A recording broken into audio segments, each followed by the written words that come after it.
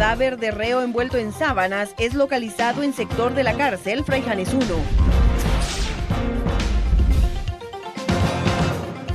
Dan prórroga de 2 años a municipalidades para que implementen plantas de tratamiento de aguas. Tras suspensión de alcaldes por el Tribunal Supremo Electoral, ANAM advierte repunte de casos de conflictividad en municipios afectados. Departamento de Tránsito de la Policía Nacional Civil extiende horarios para que automovilistas no conduzcan con licencias vencidas en Semana Santa. Inicia repetición de juicio por delitos de lesa humanidad contra militares retirados. En internacionales, Donald Trump advierte a dirigencia republicana disturbios si le niegan la candidatura presidencial.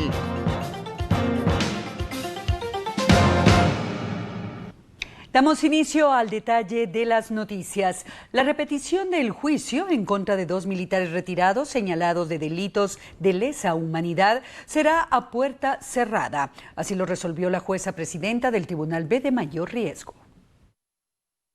La jueza presidenta del Tribunal B de Mayor Riesgo, María Eugenia Castellano, resolvió iniciar la repetición del juicio en contra de los militares retirados José Efraín Ríos Mon y Mauricio Rodríguez Sánchez a puerta cerrada.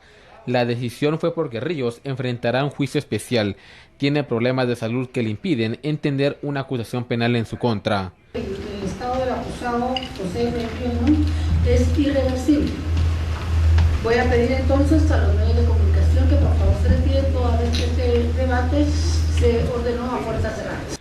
Los abogados querellantes y el defensor jurídico de Ríos, Jaime Hernández, impugnaron la resolución del tribunal, aduciendo que la ley penal establece que no puede realizarse un juicio especial y uno ordinario.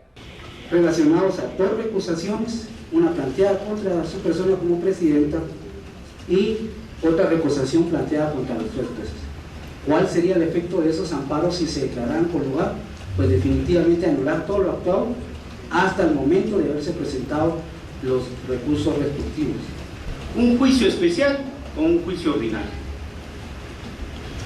con características especiales, con características normales.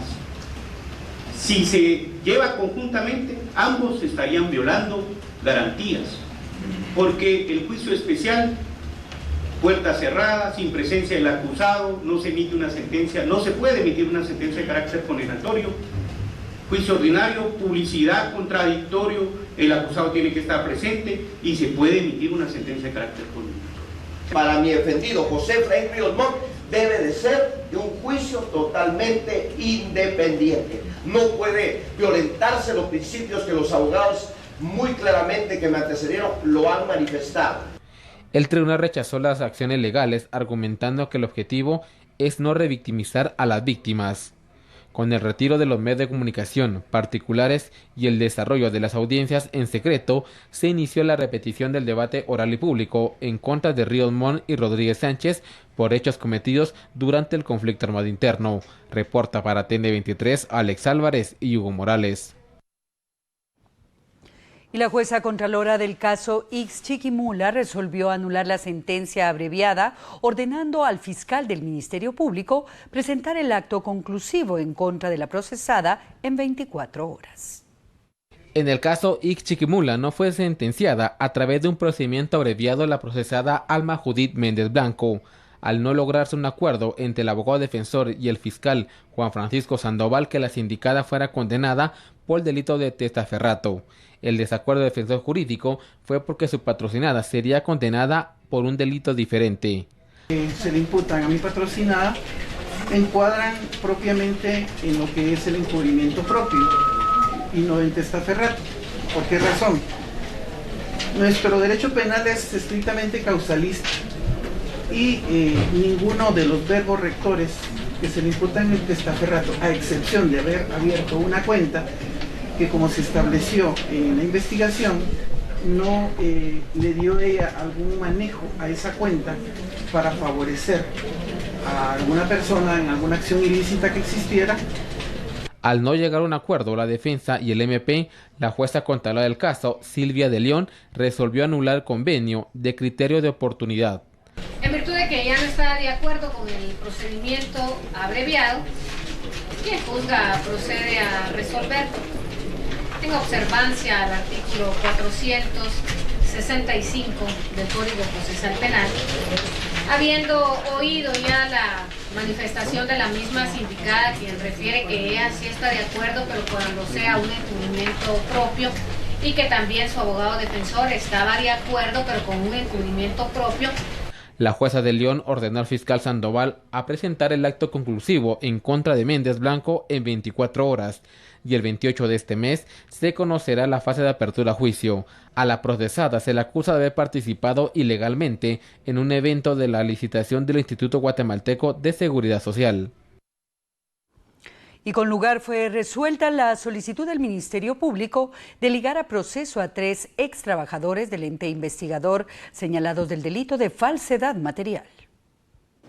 A estas personas se les acusa de haber modificado documentos para poder obtener beneficios en la compra de insumos para las fiscalías, alterando de forma manual y mecanográfica las órdenes y pedidos, causando de esta manera un perjuicio en el patrimonio del Ministerio Público, el cual asciende a la cantidad de 822 quetzales con 60 centavos, toda vez que al momento de que usted realiza la alteración de los referidos documentos públicos, agregó materiales que no habían sido solicitados, por las diferentes fiscalías, lo cual le permitió sustraer efectos públicos que tenía a su cargo por las funciones que tenía delegadas. Esta audiencia se desarrolla en el Juzgado Noveno Penal, que fue el que giró las órdenes de captura por falsedad material y peculado. Para algunos, las cantidades que supuestamente se apropiaron no valían la pena para enfrentar a la justicia. Sin embargo, la Ley Orgánica del Ministerio Público establece la depuración severa contra elementos que incurran en actos de corrupción, y es por esto que estas personas deberán resolver su situación legal antes de continuar dentro de la institución. Y luego de que, de manera unánime, los magistrados de la Corte de Constitucionalidad dejaran sin efecto la normativa que obliga al bloqueo de señal de celular en las cárceles del país, el Poder Ejecutivo ya busca otras alternativas. El vicepresidente de la República, Jafet Cabrera, dijo que analizarán otras alternativas con el fin de evitar que privados de libertad realicen llamadas para extorsionar o enviar instrucciones a estructuras del crimen organizado. Esto luego que la Corte de Constitucionalidad dejara sin efecto la normativa denominada Ley de Control de las Telecomunicaciones Móviles en Centros de Privación de Libertad, que incluyó la obligatoriedad a las empresas de telefonía a colocar inhibidores de señal en todas las cárceles del país. El ente constitucional emitió dictamen respecto a diversas impugnaciones presentadas por representantes de las telefónicas. Entiendo que las telefónicas eximen de esa situación. Yo creo que es una irresponsabilidad de este momento ver esta situación, porque realmente ellos son los que manejan las ejecutorias que podían controlar esta situación. Además de que el gobierno y el Ministerio de Gobernación tiene la responsabilidad de evitar que hayan teléfonos internos dentro de las cárceles. Y esto se complementa tanto del gobierno como de las entidades encargadas de las telefónicas. La responsabilidad que tiene cada entidad en el sentido de las telefónicas tendrán que asumir su responsabilidad y ver si realmente, aunque una resolución de la Corte no tiene más que aclaración, no hay forma de presentar algún amparo de ninguna naturaleza, por lo menos hay que analizar bien y ver de qué otra manera se puede contrarrestar esta situación que se da en las cárceles de Guatemala. Expertos consideran que el 80% de las llamadas para extorsionar a transportistas y comerciantes se originan desde centros de detención. Con la anulación de la normativa, de momento las empresas de telefonía vinculan del bloqueo de la señal en las cárceles. Y las empresas telefónicas que operan en el país esperan que la Corte de Constitucionalidad les notifique sobre la derogación del decreto ley del control de las telecomunicaciones móviles en centros privados de libertad.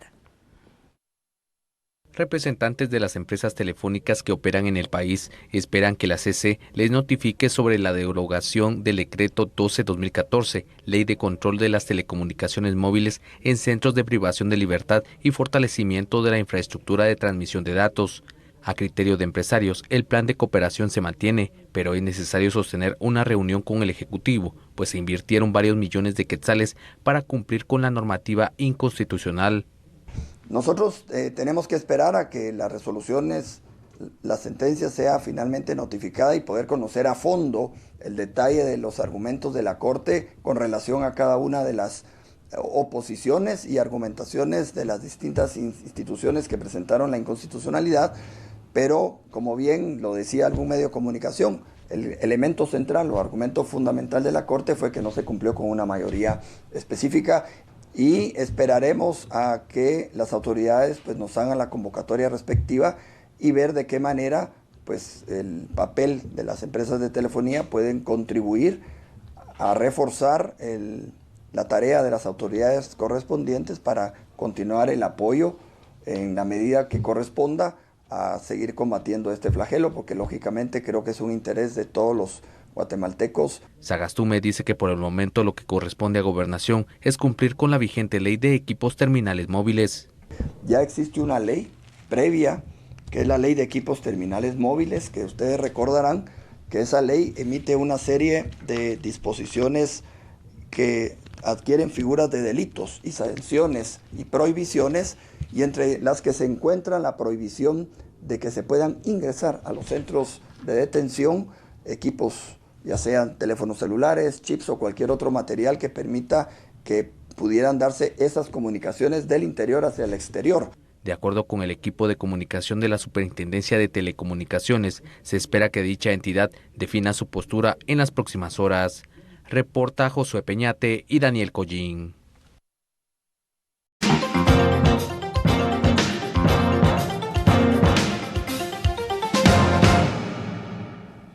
Estamos de regreso y continuamos con las noticias. El Ministerio de Ambiente estableció 2 años la prórroga a las municipalidades para que sean instaladas las plantas de tratamiento de aguas residuales.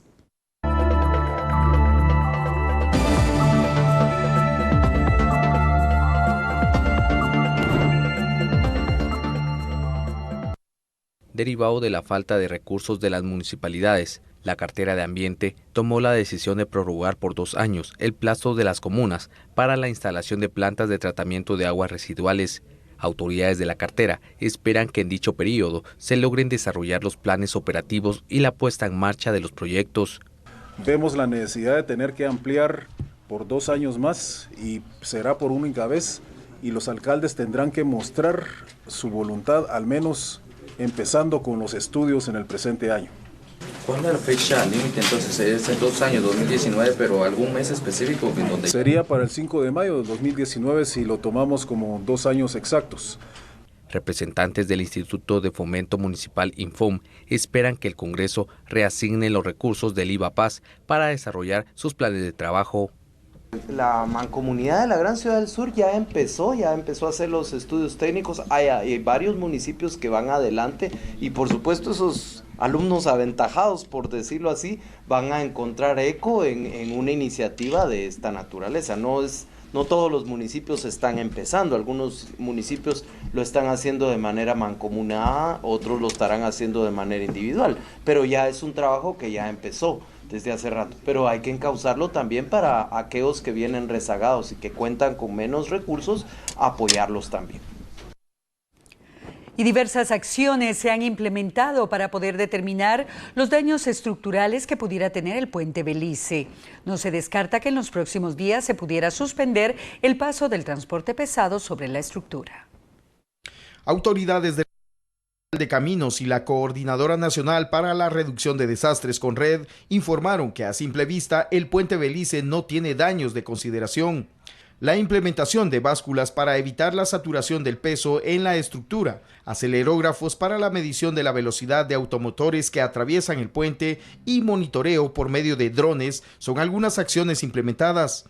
Autoridades no descartan que en los próximos días se recomiende disminuir el paso de 60,000 vehículos que en promedio pasan a diario por la estructura.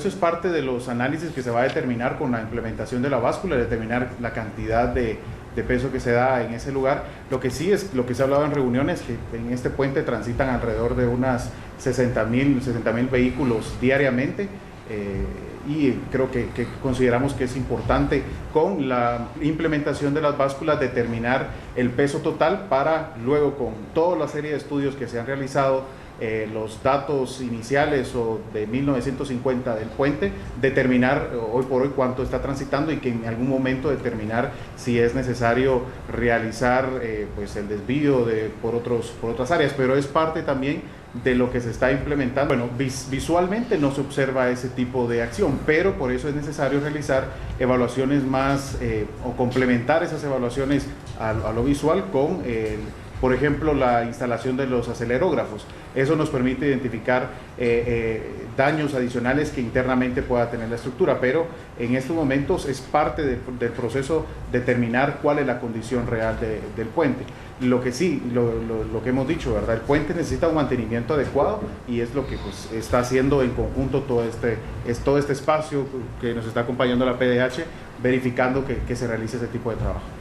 El titular de la Dirección General de Caminos, Armando Fuentes, dijo que además del puente Belice, otras 2 estructuras presentan daños de consideración y que también están siendo evaluados. Tenemos 3 puentes, incluyendo el Belice, o sea, hay 2 más que estamos tratando de implementar las mismas evaluaciones. Uno es el Jobo, que es un puente fronterizo entre El Salvador y Guatemala, y el otro es el puente sobre Río Dulce, que está teniendo algunas sobrecargas en el área por el trabajo de la mina.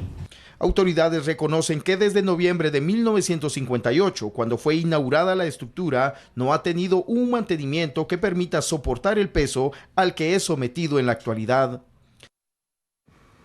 Durante el mes de julio próximo, el Aeropuerto Internacional Aurora será evaluado por organismos internacionales. Según la Coordinadora Nacional para la Reducción de Desastres, Aeronáutica Civil no ha solicitado su intervención para la revisión de la pista aérea. Durante febrero, el vicepresidente de la República, Jafet Cabrera, dijo que solicitaría al titular de comunicaciones iniciar con los trabajos de reparación de al menos 260 desperfectos ubicados en el Aeropuerto Internacional Aurora. La preocupación, dijo Cabrera, es porque en julio se prevé que organismos internacionales evalúen la terminal y de ello dependerá si se mantiene la categoría 1. En caso contrario, no se podrá recibir vuelos internacionales. Pese a ello, David de León, vocero de la CONRED, dijo que Aeronáutica Civil no ha requerido la revisión del aeropuerto, principalmente de la pista de aterrizaje. El aeropuerto en el que CONRED directamente estaría en un momento determinado observando el cumplimiento de la norma de reducción de desastres 2, que habla de las normas mínimas de seguridad en edificaciones de uso público, que exista un punto de evacuación, un punto de reunión, rutas establecidas, puertas de emergencia, que sabemos que en el caso del aeropuerto pues sí cumplen algunas medidas porque ellos se rigen a nivel internacional de este tipo de medición o ese tipo también de requisitos. Entonces ahora conlleva que la Dirección General de Aeronáutica Civil pues contemple el cumplimiento de esto y que se identifique cualquier tipo de falla que exista, tanto a nivel de edificación como de pista de aterrizaje directamente, pero es una labor directamente que la Dirección General de Aeronáutica Civil tiene que dar seguimiento. Se han hecho visitas anteriormente, pero en estos momentos, hablamos por ejemplo de 1 año, 2 años, del 2013 para acá, no hemos tenido ningún requerimiento hasta este momento. Y en otro tema, 8 trabajadores de la Unidad de Gestión Ambiental de la Cartera de Ambiente fueron separados del cargo debido a que presuntamente incurrieron en irregularidades dentro de la institución. El ministro de Ambiente, Sidney Samuels, destituyó a 8 trabajadores de la Unidad de Gestión Ambiental. Samuels dice que dicho personal solicitaba dinero a cambio de agilizar los procesos, lo cual provocó que 960 expedientes se entramparan. Tomé la decisión de desistir de los servicios de estas personas y estamos tratando entonces de orientar ya la resolución de los expedientes de otra manera. Y bueno, el resultado que estamos teniendo es de que en el último mes ya pudimos resolver 100 expedientes más de los que entran. Yo esperaría que para agosto estaremos poniéndonos al día con los expedientes que ingresan al ministerio. El funcionario comenta que continúan evaluando a todo el personal del ministerio, pues se sospecha de otros colaboradores que están involucrados en actos anómalos.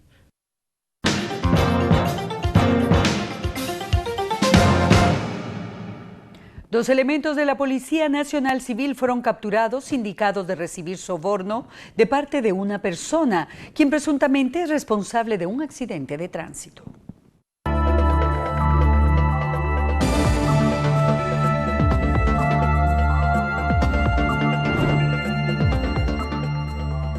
Dos agentes de la Policía Nacional Civil fueron capturados y puestos a disposición de la justicia, sindicados de recibir un soborno por un accidente de tránsito registrado el 21 de julio de 2015 en un sector de Zona 14. Tras una investigación realizada por la Inspectoría General de esta institución, se determinó por medio de un video que los agentes recibieron dinero del presunto responsable de un hecho de tránsito con la finalidad de no ser consignado. La Inspectoría General reporta la captura de 2 agentes en distintos lugares, sindicados de los delitos de incumplimiento de deberes y cohecho pasivo. Ellos son Adonías Neftalí Fuentes y Fuentes, de 41 años, de servicio en la Comisaría 14. Él fue puesto a disposición del juez de paz de San Pedro Zacatepeques, San Marcos, mientras que en el kilómetro 7.5 de la ruta al Atlántico fue capturado César Eduardo Albeño Corado, de 34 años, quien se encontraba faltando a sus labores. Según la investigación, los capturados el 21 de julio del año 2015 en la 9ª calle y 2ª avenida A de la zona 14 habrían recibido un soborno por un accidente de tránsito registrado el 20 del mismo mes. Ambos son requeridos por el juzgado de primera instancia penal de narcoactividad y delitos contra el ambiente, según la orden de fecha 8 de marzo de este año. Según las autoridades, la depuración dentro de la PNC continuará, con el objetivo de apartar de las filas de la institución a los agentes que incumplan con su deber. Este día localizaron un cadáver envuelto en sábanas en la colonia Cerrito, en San José de la Comunidad Zona 10 de Misco. En horas de la mañana de este miércoles, en un sector de la colonia El Cerrito, San José, la Comunidad Zona 10 de Misco, el cadáver de un hombre que se encontraba envuelto en sábanas. Según indicaron paramédicos de bomberos municipales, el cuerpo presentaba señales de violencia. Sí, bueno, las primeras llamadas que ingresan al 123 informan de un bulto que se encontraba en uno de los callejones de la 34 calle de la zona 10, la comunidad. Al momento de llegar los técnicos de emergencias médicas se encuentran envueltos en una sábana, y también en una bolsa de color negro a una persona de sexo masculino de 21 años de edad, el cual posteriormente fue identificado como Eric Reinhard Juárez Contreras. El mismo pues tenía al momento de ser evaluado por los técnicos de emergencias médicas varias señales de violencia como golpes y también posible estrangulamiento, el cual puede ser la causa del fallecimiento de esta persona. Así también cabe mencionar que al hacer la evaluación pues se encuentra que tiene un cuello ortopédico a nivel del cuello que sirve para cuando uno tiene lesiones en este lugar, pero se desconoce las causas por las cuales esta persona tenía este implemento y también por qué apareció fallecida en este lugar. El cuerpo localizado tenía tatuajes que posiblemente representan una de las clicas de la Mara 18, extremo que será investigado. Vecinos del sector indicaron que a la víctima se le observaba, en ocasiones, trabajando como ayudante de microbuses del transporte público del sector. Para TN23, con imágenes de Denis Zacarías, reporta Julio Hernández. Y según cifras reveladas, durante enero y febrero los índices de criminalidad del país se redujeron en un 3.5%. Pese a que en los últimos días los hechos delictivos han consternado a la población por ataques con artefactos explosivos, el asesinato de un menor de 4 años y un maestro en el salón de clases, estos hechos han disminuido 3.5 en los primeros meses de 2016, según dio a conocer Carla Campos del Grupo de Apoyo Mutuo GAM. A pesar de que se reporta este 3% de reducción, hemos visto cómo en el caso de las mujeres sí hay un incremento. Si comparamos los datos de febrero con el mes de enero de este mismo año, tenemos un incremento del 20%. Entonces esto quiere decir de que sí, la tendencia de las mujeres es que aproximadamente ellas están muriendo, cada año se reporta de 5 a 10 mujeres que mueren cada año más de las que murieron el año anterior. Analistas coinciden en afirmar que los últimos hechos atípicos podrían ser parte de una campaña de desestabilización. Ahora debe ser el trabajo de los entes investigadores dar con los móviles de los patrones identificados en los hechos delictivos. Creemos que uno de los elementos que están alrededor de esto es querer como motivar a un tipo de acción mucho más, digamos, menos reactiva, mucho más enérgica por parte de las autoridades de gobierno. Obviamente esta ola se convierte en una primera prueba de fuego en materia de la agenda de seguridad del presidente Jimmy Morales, e inclusive para probar de alguna forma cómo se mueven, qué decisiones toman las nuevas funcionarios del Ministerio de Gobernación, que además, tomando en cuenta su perfil, que vienen de estar en el Ministerio Público, también, digamos, ellos tienen una lectura que ojalá contribuya a poder fortalecer las acciones de inteligencia. El vicepresidente de la República, Jafet Cabrera, dijo que todas las capacidades de las fuerzas de seguridad y organismos de investigación trabajan para contener la violencia en el país. El gobierno está bajo la mira de muchos sectores y que indudablemente puede interpretarse como una situación de esta naturaleza, de desestabilización, pero es parte de un proceso de violencia que ha tenido el país durante los últimos 4 o 5 años. Nosotros consideramos, hemos implementado mecanismos, ustedes han visto las capturas que se han hecho, y esto indudablemente pone en una situación a los que están delinquiendo vulnerable a ser capturados, y por eso están incrementando sus acciones como para responder diciendo que ellos tienen todavía poderes que verdaderamente ponen en peligro la sociedad guatemalteca, y esto es real. Pero el gobierno está haciendo los esfuerzos porque realmente se hagan las pesquisas necesarias. Tras la separación de 11 jefes ediles separados del cargo por cometer fraude de ley, la Asociación Nacional de Municipalidades ANAM prevé un clima de violencia en los municipios afectados. La ANAM prevé un clima de violencia en los 11 municipios cuyos jefes ediles fueron separados del cargo por cometer fraude de ley. Ante ello piden calma a la población para evitar enfrentamientos por la decisión del TSE. Genera mucha problemática porque podrá imaginarse que si nos sometimos todos a un legítimo proceso electoral, la gente eligió a un alcalde por mayoría y ahora se lo están quitando con una resolución que no cumplió con el debido proceso. Yo sí les pido que tomen la calma y que dejemos que la ley haga justicia pronta, justa, transparente y objetiva. ANAM analiza la situación de los alcaldes para apoyarlos legalmente.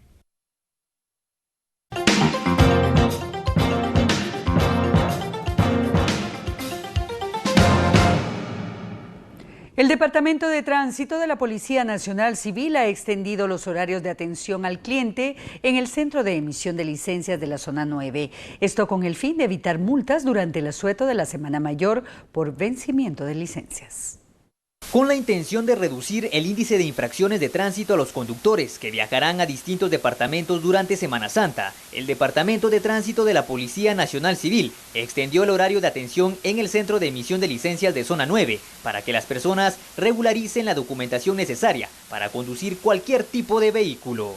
En los operativos que realizó Tránsito PNC en la Semana Santa del 2015, la mayor cantidad de sanciones impuestas han sido por no portar la licencia de conducir y en su momento por tenerla vencida. Así que es un momento para que las personas puedan aprovechar ese horario. Incluso mañana se estará realizando en Maicon Roosevelt, ubicado en la zona 2 de Misco, donde se tendrá habilitado desde las 6 en punto de la mañana a las 16:30 horas. Esperamos que asistan y puedan quedarse al día con sus documentos y eviten sanciones en materia de tránsito.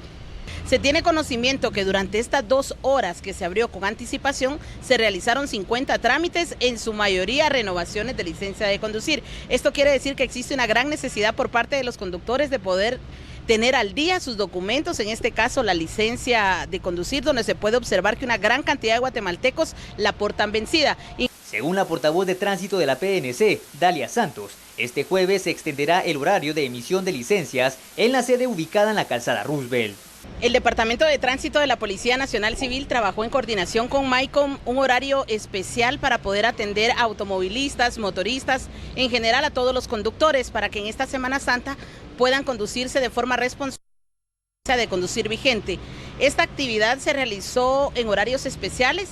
Durante la Semana Mayor del 2015, la mayor cantidad de multas impuestas a conductores fueron por portar licencia vencida o por no portar la misma.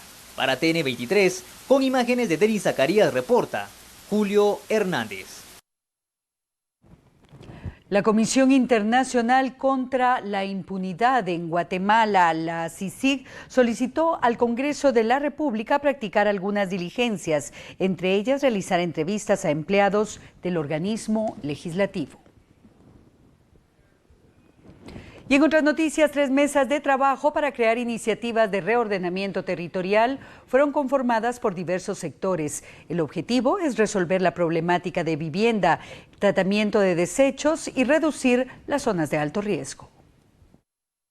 Con el fin de resolver la problemática de vivienda, tratamiento de desechos y reducir las zonas de alto riesgo, diversos sectores conformaron 3 mesas de trabajo para crear iniciativas de reordenamiento territorial. La falta de legislación junto a la pobreza crean sobrepoblación en sectores no habitables. Ahorita se está creando la mesa, los planes son un proceso largo que se hacen a nivel municipal. Aquí lo que se está buscando es apoyar y buscar el apoyo del Congreso en las iniciativas de ley que tienden a esos 3 objetivos: el ordenamiento territorial, el fortalecimiento municipal y el tema de las finanzas para apoyar este funcionamiento de las municipalidades. Pues se tiene que invertir en ir resolviendo muchos problemas, no solo los de los asentamientos humanos. Tenemos también un problema muy serio que es el manejo de los desechos sólidos, tenemos también el problema del agua potable, de la contaminación del agua potable, que tiene que ir siendo resuelto. El ordenamiento territorial no es única y exclusivamente para materia de vivienda o para problemas relacionados con la vivienda. Es muy importante no dejar afuera que dentro de los planes de ordenamiento territorial tienen que venir áreas de recreo, tienen que venir áreas verdes, tiene que venir también la parte de la industria, donde vamos a ubicar a las diferentes industrias. El funcionario considera que tomar en serio un plan de ordenamiento territorial evitaría desastres como el deslizamiento en Cambrai 2, Santa Catarina Pinula, que dejó más de 280 fallecidos y desaparecidos. Reporta Josué Peñate y Daniel Collín. Y de esta manera llegamos al final de esta emisión. Gracias por habernos acompañado. Que descansen y muy buenas noches.